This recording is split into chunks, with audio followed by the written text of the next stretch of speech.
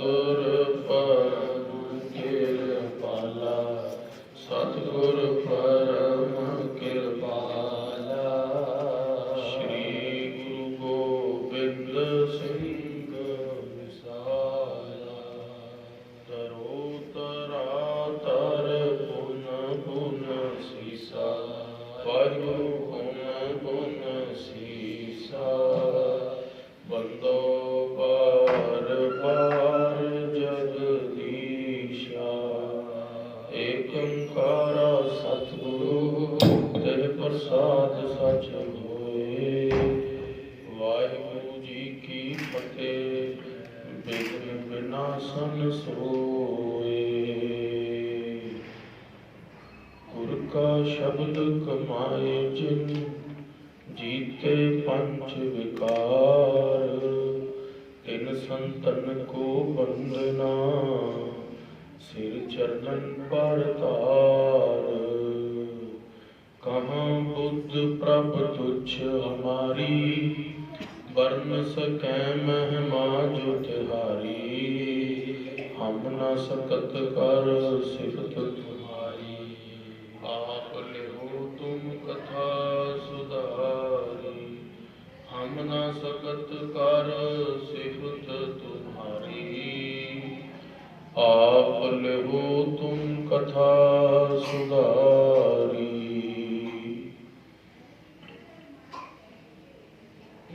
वाहिगुरु साहिब जी।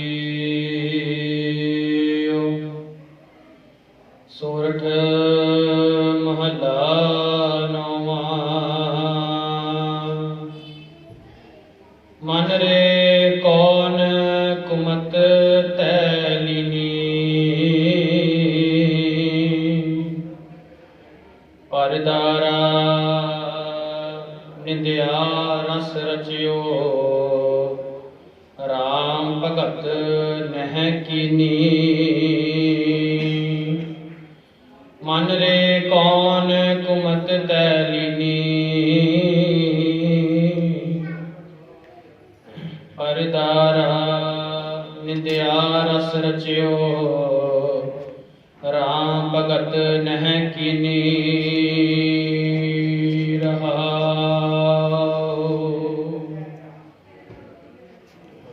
मुकत पंथ जान्यो तै नाहन, धन जोरन को धाया। अंत संग काहू नहीं दीना, बिरथा आप बंधाया।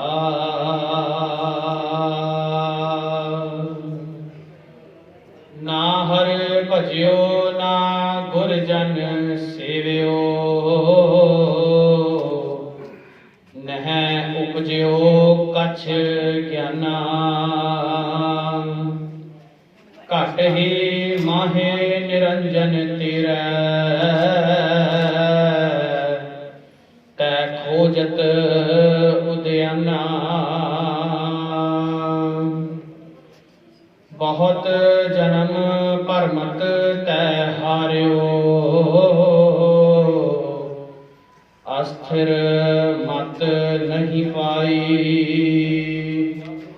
मानस देह पाए पद हर भज, नानक बात बताई। वाहिगुरु जी का खालसा, वाहिगुरु जी की फतेह। पतित पावन भगत वत्सल अंतर्यामी सतगुरु धन धन श्री गुरु तेग बहादुर साहब महाराज जी का पावन पवित्र 400 साला गुरपुरब जो 2021 के अंदर आ रहा है, उसनूं मनाउण दे लई सरबत संगत शामां दे दीवानां दे अंदर एकत्रित हुंदे हो। श्री गुरु तेग बहादुर साहब महाराज जी, जिन्हां दे बारे कलगीधर पातशाह ने श्री दसम ग्रंथ च बचन लिखे ने।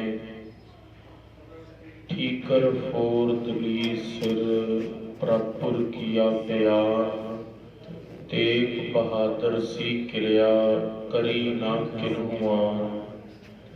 अज तक धरती ते बहुत अवतार होए ने, पर श्री गुरु तेग बहादुर साहब महाराज वर्गा कोई भी अवतार नहीं होया जिन्हां ने कलयुग दे अंदर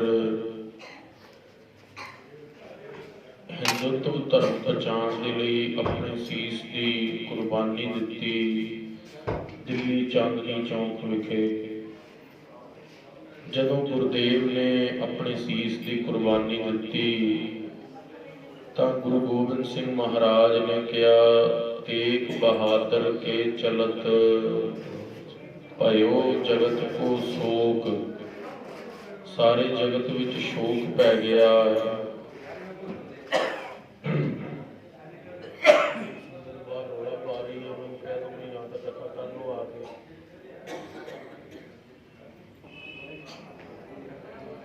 तेग बहादुर के चलत भयो जगत को शोक, है सब जग भयो, जय जय जय सुरलोक।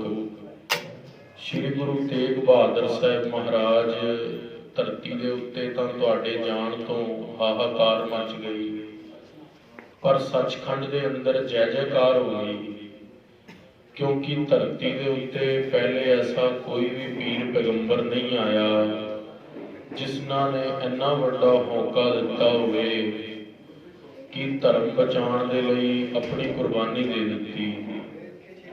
श्री गुरु तेग बहादुर साहब महाराज का जन्म 1621 ईस्वी विखे गुरु के महल श्री अमृतसर साहब विखे होया। 1632 के अंदर सतगुरु गुरु तेग बहादुर साहब महाराज का 11 साल की उम्र च विआह होया माता गुजरी जी के नाल। 1664 के अंदर गुरुदेव गुरता गद्दी ते सुभाईमान होए ने बाबे बकाला विखे।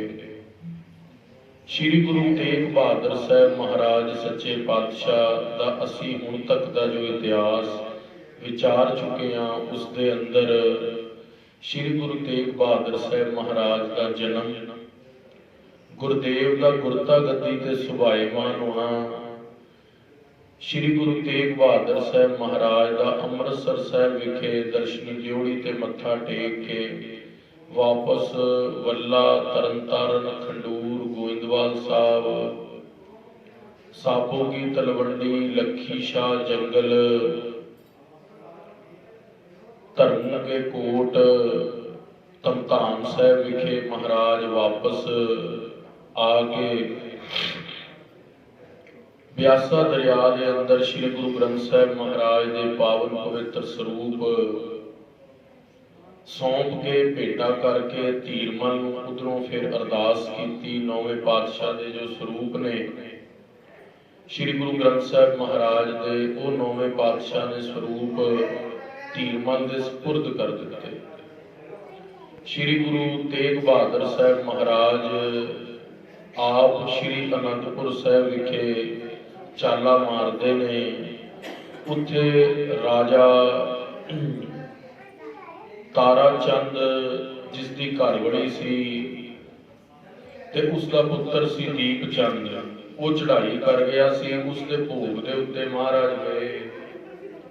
जदों महाराज भोग ते पहुंचे तो महाराज ने कहा भी असीं यह स्थान खरीदना है। सच्चे पातशाह गुरु तेग बहादुर साहब महाराज ने 500 सोने दीयां मोहरां लैके वो स्थान खरीद लिया। उत्थे आनंदपुर साहब बहुत सुंदर नगर वसाया ते उस नगर का जो पटा सी वो चक माता नानकी जी के नाम तो करवाया, अपने माता जी के नाम तो करवाया। श्री गुरु तेग बहादुर साहब महाराज सच्चे पातशाह ने 52 जातां नूं उत्थे बुला के ब्राह्मण खत्तरी सूदर वैश तरखान नाई छींबे सारे बुला के नगर के अंदर महाराज ने वसो की। पहाड़ी के उपरले पासे नैना देवी ते थल्ले पासे सतगुरु ने सरसा दरिया देखी ते महाराज ने रमणीक स्थान ते तीरथ तैयार किया। ਤੇ ਜਦੋਂ ਮਹਾਰਾਜ ਨੇ ਦੇਖਿਆ ਵੀ ਉਸ ਨਗਰ ਦੀ ਬਹੁਤ ਸ਼ੋਭਾ ਹੋ ਗਈ ਹੈ, ਸਤਿਗੁਰਾਂ ਨੇ ਉਹਦਾ ਨਾਂ ਹੀ ਰੱਖ ਦਿੱਤਾ ਸ਼੍ਰੀ ਅਨੰਦਪੁਰ ਸਾਹਿਬ। ਸ਼੍ਰੀ ਗੁਰੂ ਤੇਗ ਬਹਾਦਰ ਸਾਹਿਬ ਮਹਾਰਾਜ ਨੇ ਜਦੋਂ ਨਾਮ ਅਨੰਦਪੁਰ ਸਾਹਿਬ ਰੱਖਿਆ, ਇੱਥੇ ਤੱਕ ਦਾ ਇਤਿਹਾਸ ਅਸੀਂ ਕੱਲ ਸਰਵਣ ਕੀਤਾ ਸੀ। ਉਪਰੰਤ ਆਓ ਅੱਗੇ ਇਤਿਹਾਸ ਦੀ ਵਿਚਾਰ ਕਰੀਏ। ਰਸਨਾ ਦੀ ਪਵਿੱਤਰਤਾ ਦੇ ਲਈ, ਹਿਰਦੇ ਦੀ ਸ਼ੁੱਧੀ ਦੇ ਲਈ ਮਹਾਂ ਗੁਰਮੰਤਰ ਉਚਾਰਨ ਕਰੀਏ। ਸਤਨਾਮ ਸ੍ਰੀ ਵਾਹਿਗੁਰੂ ਸਾਹਿਬ ਜੀ। ਸਤਨਾਮ ਸ੍ਰੀ ਵਾਹਿਗੁਰੂ ਸਾਹਿਬ ਜੀ। ਸ਼੍ਰੀ ਗੁਰੂ ਤੇਗ ਬਹਾਦਰ ਸਾਹਿਬ ਮਹਾਰਾਜ ਜਦੋਂ ਅਨੰਦਪੁਰ ਸਾਹਿਬ ਨਗਰ ਵਸਾਇਆ, ਤਕਰੀਬਨ 1.5-2 ਮਹੀਨੇ ਹੋਏ। ਬਹੁਤ ਆਨੰਦ ਵੱਜਿਆ ਨਗਰ ਦੇ ਅੰਦਰ। ਅੰਮ੍ਰਿਤ ਵੇਲੇ ਸ਼੍ਰੀ ਆਸਾਂ ਜੀ ਦੀ ਵਾਰ ਦੇ ਕੀਰਤਨ ਹੋਏ, ਨਿਤਨੇਮ ਦੀ ਬਾਣੀਆਂ ਹੋਣ ਲੱਗ ਪਈਆਂ, ਸੁਖਮਨੀ ਸਾਹਿਬ ਦੇ ਪਾਠ, ਸਾਰਾ ਦਿਨ ਰਾਗੀ ਸਿੰਘ ਕੀਰਤਨ ਕਰਦੇ ਰਾਗਾਂ ਦੇ ਅੰਦਰ। ਬਹੁਤ ਸੋਹਣਾ ਸਥਾਨ ਬਣ ਗਿਆ। ਸੰਗਤਾਂ ਦੂਰੋਂ ਦਰਾਡਿਓਂ ਆ ਕੇ ਆਨੰਦ ਲੈਂਦੀਆਂ ਕੀਰਤਨ ਦਾ। ਸ਼ਸਤਰ ਵਿਦਿਆ ਦਾ ਅਭਿਆਸ ਵੀ ਹੁੰਦਾ, ਘੋੜਿਆਂ ਦੀ ਸਵਾਰੀ ਵੀ ਸਿੰਘ ਕਰਦੇ। ਘਾਹ ਪੱਠੇ ਦੇ ਲਈ, ਲੰਗਰਾਂ ਦੇ ਲਈ ਸੇਵਾ ਪਹੁੰਚਣ ਲੱਗ ਪਈ। ਮੇਰੀ ਦੁਬਾਰਾ ਬੇਨਤੀ ਹੈ, ਬਾਹਰਲੇ ਸਿੰਘਾਂ ਨੂੰ ਕਹਿ ਕੇ ਆਓ ਕਿ ਥੋੜਾ ਰੌਲਾ ਘੱਟ ਪਾਓ ਜਾਂ ਤਾਂ ਅੰਦਰ ਆ ਜਾਓ, ਬਹੁਤ ਇਕਾਗਰਤਾ ਭੰਗ ਹੁੰਦੀ ਹੈ। ਆਖਣਾ ਕਰੋ ਜੀ ਸਤਨਾਮ। ਸ਼੍ਰੀ ਗੁਰੂ ਤੇਗ ਬਹਾਦਰ ਸਾਹਿਬ ਮਹਾਰਾਜ ਨੇ ਜਦੋਂ ਨਗਰ ਵਸਾਤਾ, ਸੰਪੂਰਨ ਨਗਰ, ਬੜੀ ਗੁਰੂ ਦੀ ਕਿਰਪਾ ਹੋਈ, ਨਗਰ ਬਹੁਤ ਸੁੰਦਰ ਵਸ ਗਿਆ, ਹਰੀ ਦਾ ਤੀਰਥ ਹੀ ਬਣ ਗਿਆ। ਇੱਕ ਸਾਧੂ ਮਹਾਤਮਾ ਆਏ ਉਦਾਸੀ ਧਰਮ ਦੇ। ਉਹਨਾਂ ਨੇ ਦੇਖਿਆ ਵੀ ਸਿੱਖ ਨੂੰ ਪੁੱਛਿਆ ਵੀ ਇਹ ਨਗਰ ਕਿਹੜਾ ਹੈ। ਉਸ ਉਦਾਸੀ ਸੰਤ ਨੇ ਆ ਕੇ ਕਿਹਾ ਵੀ ਇਹ ਨਗਰ ਸ਼੍ਰੀ ਅਨੰਦਪੁਰ ਸਾਹਿਬ ਹੈ। ਉਹ ਸਿੱਖ ਨੇ ਜਦੋਂ ਦੱਸਿਆ ਵੀ ਅਨੰਦਪੁਰ ਸਾਹਿਬ ਨਗਰ ਹੈ, ਉਦਾਸੀ ਨੇ ਪੁੱਛਿਆ ਵੀ ਜੇ ਇਹ ਨਗਰ ਗੁਰੂਆਂ ਦੇ ਨਾਂ ਤੇ ਵਸਿਆ, ਗੁਰੂ ਨਾਨਕ ਦੇਵ ਜੀ ਦੇ ਨਾਂ ਦੇ ਉੱਤੇ ਨਗਰ ਵਸਿਆ, ਤਾਂ ਕੀ ਗੱਲ ਵੀ ਇੱਥੇ ਐਡੇ ਸੋਹਣੇ ਮਹਿਲ ਤਿਆਰ ਹੋ ਰਹੇ ਨੇ, ਇੰਨੇ ਸੋਹਣੇ ਘਰ-ਬਾਰ ਬਣੇ ਹੋਏ ਨੇ, ਗ੍ਰਸਤੀਆਂ ਦਾ ਪਹਿਰਾ, ਫਿਰ ਕਾਹਦੇ ਗੁਰੂ ਹੋਏ? ਜੇ ਜੁਗਤੀ ਤੇ ਭੁਗਤੀ ਦੋਨੋਂ ਹੀ ਰੱਖੇ ਹੋਏ ਨੇ। ਗੁਰੂਆਂ ਫਕੀਰਾਂ ਦਾ ਤਾਂ ਕੰਮ ਹੁੰਦਾ ਹੈ ਵੀ ਉਪਦੇਸ਼ ਦੇਣਾ, ਪਰ ਇਹਨਾਂ ਨੇ ਤਾਂ ਬੜੇ ਸੁੰਦਰ ਮਹਿਲ ਬਣਾਏ ਹੋਏ ਨੇ। ਸਾਨੂੰ ਜਵਾਬ ਦੇ, ਗੁਰੂਆਂ ਨੇ ਮਹਿਲ ਕਿਉਂ ਬਣਾਏ, ਸਤਿਗੁਰਾਂ ਨੇ ਮਹਿਲ ਕਿਉਂ ਬਣਾਏ ਨੇ? ਉਦਾਸੀ ਜਦੋਂ ਪੁੱਛਣ ਲੱਗੇ ਸੰਤ ਮਹਾਤਮਾ, ਸ਼੍ਰੀ ਗੁਰੂ ਤੇਗ ਬਹਾਦਰ ਸਾਹਿਬ ਮਹਾਰਾਜ ਜੀ ਦਾ ਉਹ ਸਿੱਖ ਸੁਣ ਕੇ ਬਹੁਤ ਹੈਰਾਨ ਹੋਇਆ। ਉਹਨੇ ਕਿਹਾ ਵੀ ਮੈਨੂੰ ਇਸ ਗੱਲ ਦਾ ਜਵਾਬ ਨਹੀਂ ਪਤਾ, ਮੈਂ ਤੇ ਇੱਕ ਘੋੜਾ ਜਿਹਾ ਸਿੱਖ ਹਾਂ, ਮੈਂ ਆਪਣੇ ਗੁਰਦੇਵ ਤੋਂ ਪੁੱਛ ਕੇ ਤੈਨੂੰ ਗੱਲ ਦੱਸ ਦਿੰਦਾ। ਉਹ ਕਹਿੰਦਾ ਤੂੰ ਪੁੱਛ ਕੇ ਸ਼ਾਇਦ ਗੱਲ ਸੁਣਾਏ, ਅੱਧੀ ਮੇਰੇ ਤੱਕ ਪਹੁੰਚੇ, ਅੱਧੀ ਰਸਤੇ 'ਚ ਹੀ ਰਹਿ ਜਾਵੇ। ਉਹ ਕਹਿੰਦਾ ਫੇਰ ਤੂੰ ਗੁਰਦੇਵ ਨੂੰ ਆਪ ਹੀ ਮਿਲ ਲੈ ਅੰਮ੍ਰਿਤ ਵੇਲੇ ਦੀਵਾਨ ਦੇ ਅੰਦਰ, ਸ਼ਾਇਦ ਤੇਰੀ ਨਿਸ਼ਾ ਹੋ ਜਾਵੇ ਉਹਨਾਂ ਦੇ ਬਚਨ ਸੁਣ ਕੇ। ਸ਼੍ਰੀ ਗੁਰੂ ਤੇਗ ਬਹਾਦਰ ਸਾਹਿਬ ਮਹਾਰਾਜ ਸੱਚੇ ਪਾਤਸ਼ਾਹ ਨੂੰ ਮਿਲਣ ਦੇ ਲਈ ਉਹ ਸੰਨਿਆਸੀ ਅੰਮ੍ਰਿਤ ਵੇਲੇ ਦਰਬਾਰ ਦੇ ਅੰਦਰ ਪੁੱਜਿਆ।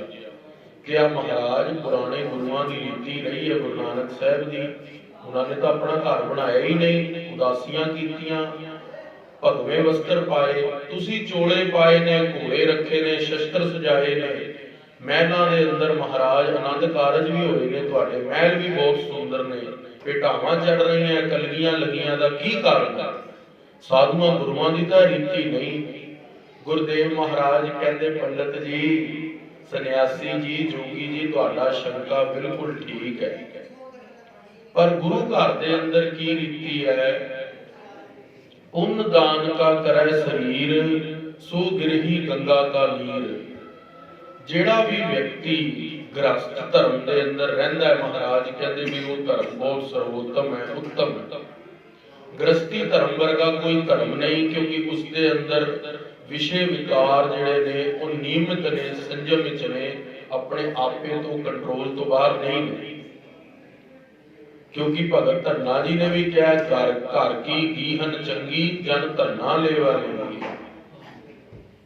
ਤੇ ਗੁਰੂ ਤੇਗ ਬਹਾਦਰ ਸਾਹਿਬ ਮਹਾਰਾਜ ਨੂੰ ਕਹਿਣ ਲੱਗਾ, ਮਹਾਰਾਜ ਮੈਨੂੰ ਬਚਨ ਖੋਲ ਕੇ ਸਮਝਾਓ, ਨਹੀਂ ਸਮਝ ਆਇਆ। ਮਹਾਰਾਜ ਕਹਿੰਦੇ ਵੀ ਉਹ ਜਿਹੜਾ ਗ੍ਰਸਤੀ ਬੰਦਾ ਹੈ ਉਹ ਗੰਗਾ ਦੇ ਨੀਰ ਦੇ ਸਮਾਨ ਪਵਿੱਤਰ ਹੈ। ਜਿਹੜਾ ਵਿਅਕਤੀ ਦਾਨ ਕਰਦਾ ਹੈ ਤੇ ਸੱਚ ਬੋਲਦਾ ਹੈ, उन दान का करे शरीर, सो गिरही गंगा का नीर। ਜਿਹੜਾ ਵਿਅਕਤੀ ਪੁੰਨ ਦਾਨ ਕਰੇ ਗ੍ਰਸਥ ਧਰਮ ਵਿੱਚ ਰਹਿ ਕੇ, ਉਹ ਗੰਗਾ ਦੇ ਪਾਵਨ ਪਵਿੱਤਰ ਜਲ ਦੀ ਤਰ੍ਹਾਂ ਪਵਿੱਤਰ ਹੈ। ਜਿਹੜਾ ਗ੍ਰਸਥ ਧਰਮ ਦੇ ਅੰਦਰ ਰਹਿ ਕੇ ਦਾਨ ਵੀ ਕਰੇ, ਸੱਚ ਵੀ ਬੋਲੇ ਤੇ ਧਰਮ ਦਾ ਮਾਰਗ ਨਾ ਛੱਡੇ। ਕਿਹਾ ਮਹਾਰਾਜ ਇਹ ਤਾਂ ਹੋ ਗਈ ਗ੍ਰਸਤੀਆਂ ਦੀ ਰੀਤੀ, ਮੈਂ ਤਾਂ ਸੰਨਿਆਸੀ ਆ, ਬ੍ਰਾਹਮਣ ਆ, ਮੈਂ ਤੇ ਘਰ-ਬਾਰ ਛੱਡਿਆ, ਮੇਰੇ ਲਈ ਕੀ ਉਪਦੇਸ਼ ਹੈ। ਸੱਚੇ ਪਾਤਸ਼ਾਹ ਗੁਰੂ ਨਾਨਕ ਦੇਵ ਮਹਾਰਾਜ ਦਾ ਕਿਹਾ ਬਚਨ ਉੱਤੇ ਦੱਸਦੇ ਨੇ। ਮਹਾਰਾਜ ਕਹਿੰਦੇ ਨਾਨਕ ਚੁੱਲੀਆਂ ਸੁੱਚੀਆਂ ਜੇ ਭਰ ਜਾਣਾ ਹੋਏ। ਗੁਰੂ ਨਾਨਕ ਦੇਵ ਮਹਾਰਾਜ ਦਾ ਪਾਵਨ ਪਵਿੱਤਰ ਸ਼ਬਦ ਦੱਸਿਆ। ਮਹਾਰਾਜ ਜੀ ਕਹਿੰਦੇ ਵੀ ਰਾਜੇ ਚੁੱਲੀ ਨਿਆਉ ਕੀ ਪੜਿਆ ਸੱਚ ਧਿਆਨ। ਜਿਹੜਾ ਕੋਈ ਰਾਜਾ ਹੋਵੇ ਨਾ, ਉਹਦੇ ਲਈ ਇੱਕੋ ਧਰਮ ਹੈ ਵੀ ਉਹ ਨਿਆਂ ਕਰੇ, ਉਹਦਾ ਧਰਮ ਹੈ। ਰਾਜੇ ਚੁੱਲੀ ਨਿਆਉ ਕੀ ਪੜਿਆ ਸੱਚ ਧਿਆਨ। ਜੇ ਬੰਦਾ ਪੜਿਆ ਲਿਖਿਆ ਹੋਵੇ, ਉਹਦਾ ਧਰਮ ਹੈ ਵੀ ਉਹ ਸੱਚ ਦਾ ਧਿਆਨ ਧਰੇ, ਵਾਹਿਗੁਰੂ ਦਾ ਧਿਆਨ ਧਰੇ, ਅੱਲਾ ਦਾ, ਰਾਮ ਦਾ, ਗੋਡ ਦਾ ਧਿਆਨ ਧਰੇ, ਪਰਮਾਤਮਾ ਨੂੰ ਧਿਆਏ। ਪੜ੍ਹੇ ਲਿਖੇ ਬੰਦੇ ਦਾ ਫਰਜ਼ ਹੈ। ਮਹਾਰਾਜ ਨੂੰ ਕਹਿੰਦਾ ਮਹਾਰਾਜ ਸਾਡੇ ਲਈ, ਮਹਾਰਾਜ ਕਹਿੰਦੇ ਬ੍ਰਾਹਮਣ ਚੁੱਲੀ ਸੰਤੋਖ ਕੀ। ਜਿਹੜਾ ਬ੍ਰਾਹਮਣ ਵਿਅਕਤੀ ਹੋਵੇ ਉਹ ਸੰਤੋਖ ਰੱਖੇ। ਹੁਣ ਕਿਤੇ ਦਾ ਕੋਈ ਪੰਡਤ ਹੋਵੇ, ਗ੍ਰੰਥੀ ਹੋਵੇ, ਕੋਈ ਮੌਲਵੀ ਹੋਵੇ, ਉਹ ਘਰ ਦੇ ਅੰਦਰ ਕਲਾ ਪਾ ਕੇ ਬੈਠਾ ਹੋਵੇ, ਲੋਕਾਂ ਨੂੰ ਕੀ ਸੰਤੋਖ ਦਾ ਉਪਦੇਸ਼ ਦੇਗਾ। ਮਹਾਰਾਜ ਕਹਿੰਦੇ ਬ੍ਰਾਹਮਣ ਚੁੱਲੀ ਸੰਤੋਖ ਕੀ, ਗਿਰਹੀ ਕਾ ਸਤ ਦਾਨ। ਤੇ ਗ੍ਰਹਸਤੀ ਵਿਅਕਤੀ ਸੱਚ ਬੋਲੇ ਤੇ ਦਾਨ ਕਰੇ, ਇਹ ਉਹਦਾ ਧਰਮ ਹੈ। ਕਹਿੰਦਾ ਮਹਾਰਾਜ ਸਤ ਬਚਨ। ਗੁਰਦੇਵ ਕਹਿੰਦੇ ਜਿਹੜਾ ਜੋਗੀ ਹੈ, ਜੋਗੀ ਵਿਅਕਤੀ ਹੈ, ਉਹ ਜਤ ਰੱਖੇ। ਜਿਹੜਾ ਜਿਵੇਂ 84 ਜੋਗੀ ਹੋਏ ਨੇ, ਸਿੱਧ ਹੋਏ ਨੇ, ਉਹ ਜਤ ਰੱਖਣ, ਇਹ ਉਹਨਾਂ ਦਾ ਧਰਮ ਹੈ। ਤੋ ਗੁਰਦੇਵ ਮਹਾਰਾਜ ਉਹ ਸੰਨਿਆਸੀ ਸੁਣ ਕੇ ਬਹੁਤ ਅਚੰਭੇ ਚ ਆਇਆ। ਕਿਹਾ ਮਹਾਰਾਜ ਅਸੀਂ ਤਾਂ ਸਰੀਰ ਨਾਲ ਹੀ ਜੁੜੇ ਸੀ, ਬਾਹਰੋਂ ਹੀ ਵਿਕਾਰ ਛੱਡੇ ਸੀ, ਅੰਦਰੋਂ ਵਿਕਾਰ ਬਹੁਤ ਤੰਗ ਕਰਦੇ ਸੀ। ਗੁਰਦੇਵ ਮਹਾਰਾਜ ਕਹਿੰਦੇ ਤੇਰੇ ਪਰਥਾਏ ਵੀ ਅਸੀਂ ਸ਼ਬਦ ਉਚਾਰਨ ਕਰਾਂਗੇ। ਫਿਰ ਮਹਾਰਾਜ ਨੂੰ ਕਹਿੰਦੇ ਨੇ ਕਾਹੇ ਰੇ ਬਨ ਖੋਜਨ ਜਾਈ, ਸਰਬ ਨਿਵਾਸੀ ਸਦਾ ਲੇਪਾ ਤੋ ਹੀ ਸੰਗ ਸਮਾਈ। ਤੂੰ ਕਿਉਂ ਜੰਗਲਾਂ 'ਚ ਜਾਣਾ ਹੈ? ਉਹ ਵਾਹਿਗੁਰੂ ਤੇ ਤੇਰੇ ਅੰਦਰ ਬੈਠਾ ਹੈ, ਤੂੰ ਬਾਹਰ ਕਿਹਦੀ ਭਾਲ ਕਰਨਾ ਹੈ, ਬਾਹਰ ਕਿਹਨੂੰ ਲੱਭਦਾ।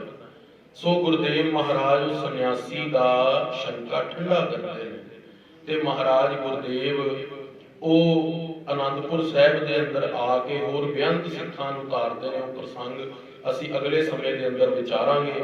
ਆਓ ਗੁਰੂ ਤੇਗ ਬਹਾਦਰ ਸਾਹਿਬ ਮਹਾਰਾਜ ਦੀ ਪਾਵਨ ਪਵਿੱਤਰ ਬਾਣੀ ਦੇ ਅਰਥ ਗੁਰੂ ਦੀ ਕਿਰਪਾ ਦੇ ਨਾਲ ਤੁਝ ਬੁੱਧੀ ਅਨੁਸਾਰ ਵਿਚਾਰ ਲਈਏ। ਸੋਰਠ ਮਹੱਲਾ ਨੌਵਾਂ। ਸੋਰਠ ਰਾਗ ਹੈ 631 ਪਾਵਨ ਪਵਿੱਤਰ ਅੰਗ ਹੈ ਮਹਾਰਾਜ ਗੁਰੂ ਗ੍ਰੰਥ ਸਾਹਿਬ ਜੀ ਦਾ, 9ਵੇਂ ਪਾਤਸ਼ਾਹ ਦੀ ਬਾਣੀ ਹੈ। ਮਨ ਰੇ ਕੌਣ ਕੁਮਤ ਤੈ ਲੀਨੀ। ਸੱਚੇ ਪਾਤਸ਼ਾਹ ਮਹਾਰਾਜ ਕਹਿੰਦੇ ਹੇ ਮੇਰੇ ਮਨਾ ਤੂੰ ਕਿਹੜੀ ਕੁਮਤ ਵਿੱਚ ਲੱਗ ਗਿਆ, ਕਿਹੜੀ ਭੈੜੀ ਮਤ ਤੂੰ ਅਪਣਾ ਲਈ ਹੈ। ਪਰਦਾਰਾ ਨਿੰਦਿਆ ਰਸ ਰਚਿਓ, ਰਾਮ ਭਗਤ ਨਹਿ ਕੀਨੀ। ਸੱਚੇ ਪਾਤਸ਼ਾਹ ਕਹਿੰਦੇ ਪਰਾਈ ਇਸਤਰੀ ਜਿਹੜੀ ਹੈ ਉਹ ਤੈਨੂੰ ਚੰਗੀ ਲੱਗਦੀ ਹੈ, ਪਰ ਮਹਾਰਾਜ ਕਹਿੰਦੇ ਵੱਡੀ ਨੂੰ ਮਾਂ ਕਰਕੇ, ਬਰਾਬਰ ਦੀ ਨੂੰ ਭੈਣ ਕਰਕੇ, ਛੋਟੀ ਨੂੰ ਧੀ ਕਰਕੇ ਜਾਣਦਾ। ਪਰ ਦਾਰਾ ਨਿੰਦਿਆ ਰਸ ਰਚਿਓ, ਤੇ ਤੈਨੂੰ ਨਿੰਦਿਆ ਬੜੀ ਚੰਗੀ ਲੱਗਦੀ ਹੈ। ਤੂੰ ਨਿੰਦਾ ਰੱਜ ਰੱਜ ਕੇ ਕਰਦਾ ਹੈ, ਸੰਗਤ ਤੇ ਸੁਣ ਕੇ ਜਾਣਾ ਹੈ ਬਈ ਨਿੰਦਾ ਨਹੀਂ ਕਰਨੀ, ਫਿਰ ਜਾ ਕੇ ਨਿੰਦਾ ਕਰ ਲੈਣਾ, ਕਿਉਂਕਿ ਤੈਨੂੰ ਝੱਸ ਪੈ ਗਿਆ ਨਿੰਦਾ ਦਾ, ਨਿੰਦਾ ਦੀ ਆਦਤ ਪੈ ਗਈ ਹੈ। ਰਸ ਰਚਿਓ, ਤੈਨੂੰ ਰਸ ਆਂਦਾ ਹੈ ਨਿੰਦਾ ਵਿੱਚ। ਰਾਮ ਭਗਤ ਨਹਿ ਕੀਨੀ, ਤੇ ਵਾਹਿਗੁਰੂ ਵਾਹਿਗੁਰੂ ਵਾਹਿਗੁਰੂ ਮੰਤਰ ਨਹੀਂ ਜਪਦਾ, ਸੰਗਤ ਜਾ ਕੇ ਬਹਿ ਕੇ ਰਾਮ ਦਾ ਨਾਮ ਨਹੀਂ ਜਪਦਾ, ਉਸ ਅੱਲਾ ਦਾ ਨਾਮ ਨਹੀਂ ਜਪਦਾ, ਭਗਤੀ ਨਹੀਂ ਕਰਦਾ, ਹਰੀ ਦੇ ਨਾਮ ਨੂੰ ਨਹੀਂ ਧਿਆਉਂਦਾ। ਵਿਸ਼ਰਾਮ ਦੇ ਕੇ ਗੁਰਦੇਵ ਫਰਮਾਨ ਕਰਦੇ ਨੇ ਮੁਕਤ ਪੰਥ ਜਾਣਿਓ ਤੈ ਨਾਹਿਨ, ਧਨ ਜੋਰਨ ਕੋ ਧਾਇਆ। ਮੁਕਤੀ ਦਾ ਜੋ ਪੰਥ ਹੈ ਉਹ ਤੂੰ ਜਾਣਿਆ ਹੀ ਨਹੀਂ। ਬਈ ਮੁਕਤੀ ਕਿੱਦਾਂ ਮਿਲਣੀ ਹੈ? ਨਾਮ ਜਪ ਕੇ, ਸਾਧੂਆਂ ਦੀ ਸੰਗਤ ਕਰਕੇ। ਉਸ ਰਸਤੇ ਵੱਲ ਤੂੰ ਤੁਰਿਆ ਹੀ ਨਹੀਂ, ਸੰਗਤ ਵਿੱਚ ਬੈਠਿਆ ਹੀ ਨਹੀਂ। ਧਨ ਜੋੜਨ ਕਉ ਧਾਇਆ। ਇੱਕ ਇੱਥੇ ਜਦੋਂ ਕਈ ਵਾਰੀ ਅਸੀਂ ਪਾਠ ਕਰਦੇ ਹਾਂ, ਭਾਈ ਸਾਹਿਬ ਨੇ ਬਿਲਕੁਲ ਠੀਕ ਪਾਠ ਪੜ੍ਹਿਆ, ਜਦੋਂ ਕਈ ਵਾਰੀ ਅਸੀਂ ਕੱਕੇ ਨੂੰ ਜੇ ਊੜਾ ਲੱਗਿਆ ਤੇ ਪਾਠ ਕਉ ਹੈ, ਜੇ ਕੱਕੇ ਨੂੰ ਹੋੜਾ ਲੱਗਿਆ ਤੇ ਪਾਠ ਕੋ ਹੈ। ਧਨ ਜੋੜਨ ਕਉ ਧਾਇਆ, ਜਿਹੜੇ ਧਨ ਨੂੰ ਜੋੜਨ ਦੇ ਤੂੰ ਤਰੀਕੇ ਕਰਦਾ ਹੈ। ਜੇ ਤੈਨੂੰ ਗੁਰੂ ਘਰ ਦੇ ਅੰਦਰ ਕਿਤੇ ਸਟੇਜ ਤੇ ਬਿਠਾ ਦਈਏ, ਤੂੰ ਕਹਿੰਦਾ ਵੀ ਸੰਗਤ ਦੀ ਸਾਰੀ ਮਾਇਆ ਲੁੱਟ ਕੇ ਘਰ ਲੈ ਜਾਵਾਂ। ਆਪਣੇ ਵਿਚਾਰਾਂ ਦੇ ਅੰਦਰ, ਤੇਰੇ ਵਿਚਾਰਾਂ ਦੇ ਅੰਦਰ ਮਾਇਆ ਵਸੀ ਹੋਈ ਹੈ, ਗੁਰੂ ਘਰ ਤੋਂ ਵੀ ਕਮਾਈਆਂ ਭਾਲਦਾ ਹੈ। ਸੱਚੇ ਪਾਤਸ਼ਾਹ ਮਹਾਰਾਜ ਕਹਿੰਦੇ ਤੂੰ ਧਨ ਨੂੰ ਜੋੜਨ ਦੇ ਦਿਨ ਰਾਤ ਤਰੀਕੇ ਲੱਭ ਰਿਹਾ ਹੈ, ਤੇਰਾ ਧਿਆਨ ਪ੍ਰਭੂ ਦੀ ਭਗਤੀ ਵੱਲ ਨਹੀਂ ਹੈ। ਠੱਗੀ ਮਾਰ ਕੇ ਸੋਚਦਾ ਹੈ ਬਈ ਇਸ ਤੋਂ ਧਨ ਬਸ ਲੈ ਲਈਏ, ਆ ਗਿਆ ਤੇ ਬੰਦਾ। ਧਨ ਜੋੜਨ ਕਉ ਧਾਇਆ, ਤੂੰ ਭਜਦਾ ਹੈ ਧਨ ਨੂੰ ਜੋੜਨ ਦੇ ਲਈ, ਠੱਗੀਆਂ ਮਾਰਨ ਦੇ ਲਈ, ਧਨ ਨੂੰ ਜੋੜਨ ਦੇ ਤਰੀਕੇ ਲੱਭਦਾ ਹੈ। ਅੰਤ ਸੰਗ ਕਾਹੂ ਨਹੀਂ ਦੀਨਾ, ਬਿਰਥਾ ਆਪ ਬੰਧਾਇਆ। ਸੱਚੇ ਪਾਤਸ਼ਾਹ ਕਹਿੰਦੇ ਜਿਹੜੀ ਤੂੰ ਪਰਾਈ ਇਸਤਰੀ ਨਾਲ ਹੇਤ ਕੀਤਾ ਹੈ, ਪਰਾਈ ਨਿੰਦਾ ਕੀਤੀ ਹੈ, ਪਰਾਏ ਧਨ ਦੇ ਉੱਤੇ ਤੇਰੀ ਨਿਗਾਹ ਹੈ, ਮਹਾਰਾਜ ਕਹਿੰਦੇ ਅੰਤਲੇ ਵੇਲੇ ਤੇਰਾ ਕਿਸੇ ਨੇ ਵੀ ਸੰਗ ਨਹੀਂ ਕਰਨਾ। ਬਿਰਥਾ ਆਪ ਬੰਧਾਇਆ, ਵਿਅਰਥ, ਬਿਰਥਾ ਕਹਿੰਦੇ ਨੇ ਵਿਅਰਥ, ਜਿਹਨੂੰ ਕਹਿੰਦੇ ਨੇ ਜਿਹਦਾ ਕੋਈ ਕੰਮ ਹੀ ਨਹੀਂ ਹੈ। ਜਿਹੜਾ ਕੋਈ ਵਿਅਕਤੀ ਬਾਹਰ ਰਸਤੇ ਤੇ ਕੋਈ ਖੜਾ ਹੋਵੇ ਨਾ, ਉਹਨੂੰ ਪੁੱਛੀਏ, ਉਹ ਕਹਿੰਦਾ ਜੀ ਮੈਂ ਕੋਈ ਕੰਮ ਤੇ ਜਾ ਰਿਹਾ, ਕਿਤੇ ਖੜਾ, ਕੋਈ ਰਾਹ ਪੁੱਛ ਰਿਹਾ, ਵਿਅਰਥ ਕੋਈ ਕੰਮ ਨਹੀਂ ਕਰਦਾ। ਪਰ ਗੁਰਦੇਵ ਕਹਿੰਦੇ ਤੂੰ ਆਪਣੇ ਮਨ ਨੂੰ ਵਿਅਰਥ ਹੀ ਕੰਮ ਤੇ ਲਾਇਆ, ਪਰਾਈ ਨਿੰਦਾ ਦੇ, ਪਰਾਈ ਇਸਤਰੀ ਦੇ, ਪਰਾਏ ਧਨ ਦੇ ਅੰਦਰ, ਉਹ ਤੂੰ ਬਿਰਥਾ ਹੀ ਆਪਣੇ ਆਪ ਨੂੰ ਗੱਜਿਆ ਕੰਮਾਂ ਦੇ ਅੰਦਰ। ਉਨ ਕੰਮਾਂ ਚੋਂ ਆਪਣੇ ਆਪ ਨੂੰ ਕੱਢ ਤੇ ਰਾਮ ਦੀ ਭਗਤੀ ਵਿੱਚ ਲੀਨ ਹੋ। ਨਾ ਹਰ ਭਜਿਓ ਨਾ ਗੁਰ ਜਨ ਸੇਵਿਓ, ਨਹਿ ਉਪਜਿਓ ਕਛ ਗਿਆਨਾ।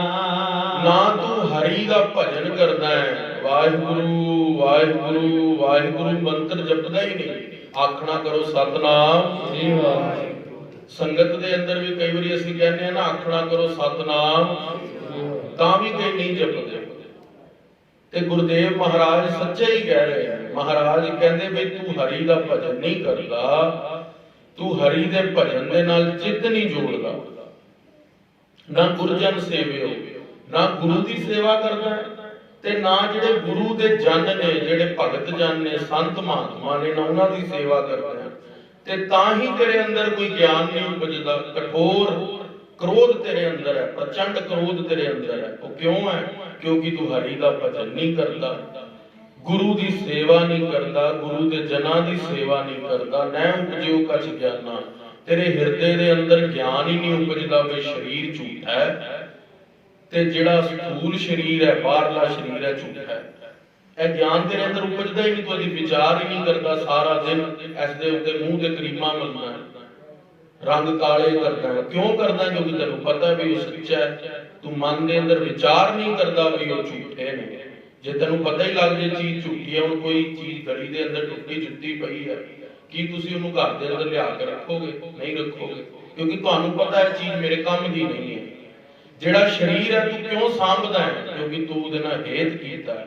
ਗੁਰਦੇਵ ਮਹਾਰਾਜ ਕਹਿੰਦੇ ਤੂੰ ਸਰੀਰ ਨੂੰ ਸੱਚਾ ਸਮਝਦਾ ਹੈ ਤੇ ਗੁਰੂ ਕੀ ਬਾਣੀ ਦੇ ਉੱਤੇ ਤੇਰਾ ਵਿਸ਼ਵਾਸ ਨਹੀਂ। ਪਰ ਇਹ ਗੱਲ ਨਾਲ ਮਹਾਰਾਜ ਕਹਿੰਦੇ ਅੰਤਲੇ ਵੇਲੇ ਤੂੰ ਦੁਖੀ ਹੋਵੇਗਾ। ਸੱਚੇ ਪਾਤਸ਼ਾਹ ਕਹਿੰਦੇ ਨਹਿ ਉਪਜਿਓ ਕਛ ਗਿਆਨਾ। ਗਿਆਨ ਦੀ ਗੱਲ ਕੀ ਹੈ?